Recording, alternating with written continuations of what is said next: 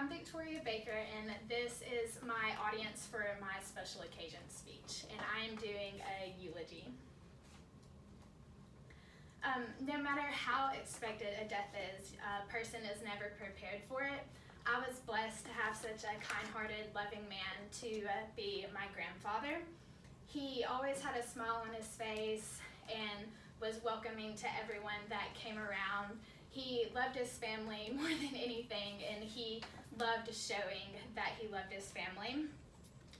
A little bit about before I came into the world, he was in the Army, so he got to travel around a lot to different places, and one of his big things was that he wanted his grandkids to have that experience too.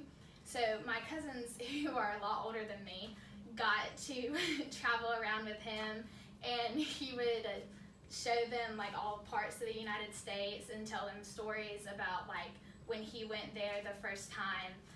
And he just got to experience so much, and he wanted to share it with everyone that was around him.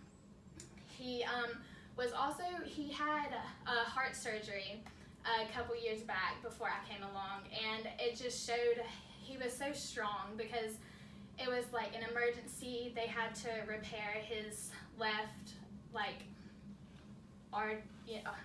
left artery and he just had to fight so hard, and he showed his strength to everyone, and he was just a man who knew all about life and was willing to share it. A little bit, when I knew him, he was just my biggest supporter. He always wanted to know how everything was going. He knew all my schedules with everything I did in high school. He knew when report cards came out, and he was always wondering, asking how I was doing and how I was progressing in school, which was a really big motivation for me because I always knew that he wanted to know, and I wanted him to be proud of me and be able to tell all his friends that he was proud of me.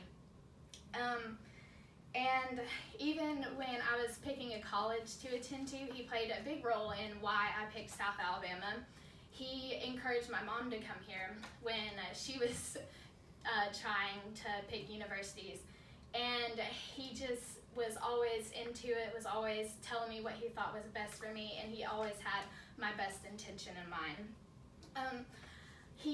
Every time I would walk in the door, he'd say, "Hey sweetheart, how are you doing?"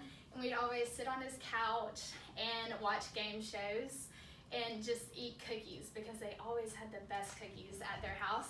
And it was just a really enjoyable time of my life, and I loved being able for him to experience with me. He was just the best man that I have ever known, and he experienced a lot of good and bad in life, and he wanted to share it with all of his family. Thank you.